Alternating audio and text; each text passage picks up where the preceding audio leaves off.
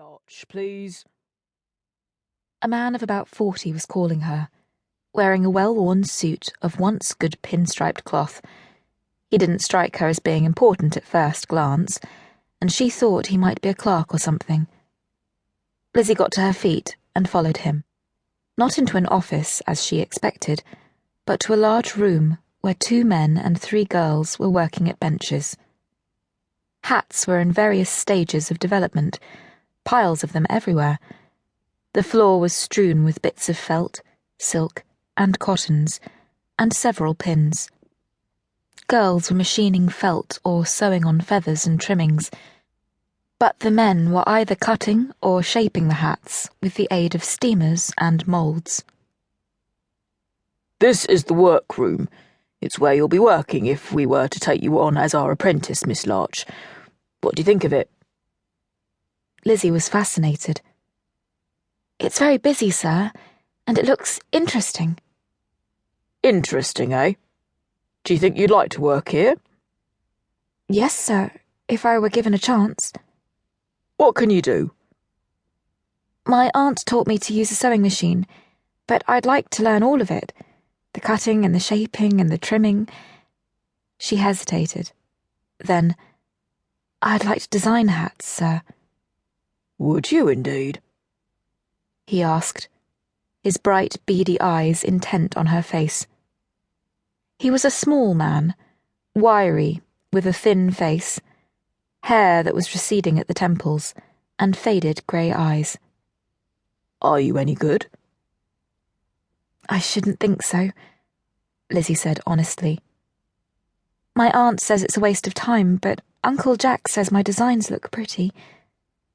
The man grunted. Well, we stick to fairly basic shapes here, Miss Larch, but I like a girl with ambition. You know we pay our apprentices 25 shillings a week. Yes, sir, I know. But you pay more once I'm trained, don't you? If you finish your 6 months' training, I'll pay you 35 shillings. And if you see the year out, I'll pay you £2 and 10 shillings. After that, it depends how talented you are. Are you saying I've got the job? You're the only one who applied for it. The rest of them want to be seamstresses, he said. I'm Bert Oliver, and I own this workshop. We sell to the retail trade. I should expect you in at 8:15 each morning.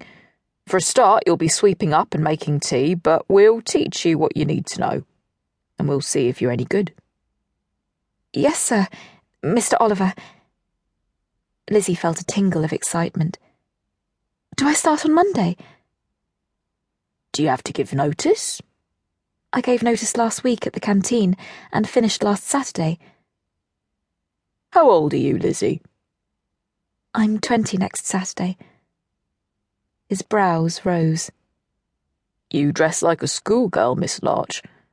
I thought you no more than 17 at most. Lizzie was too embarrassed to answer, because her aunt made her dresses and was very strict. Aunt Jane insisted that Lizzie should always be modest in her clothes and not attract attention. We expect you to wear a plain, dark skirt and blouse for work, or a smart black dress, and we provide an overall for in here, but you may serve in the showroom sometimes, and for that you must wear black.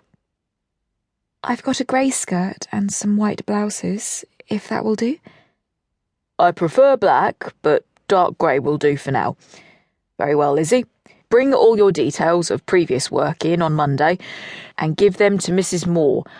She will see to your wages on a Friday. Yes, Mr. Oliver. And bring some of your designs in if you want. I might have a look at them when I have time. Lizzie was still in shock. Thank you, sir. I shall look forward to it. Off you go, then. I'm in need of a trained seamstress and a cutter, though from what I've seen so far in the waiting room, that looks like being a hopeless cause.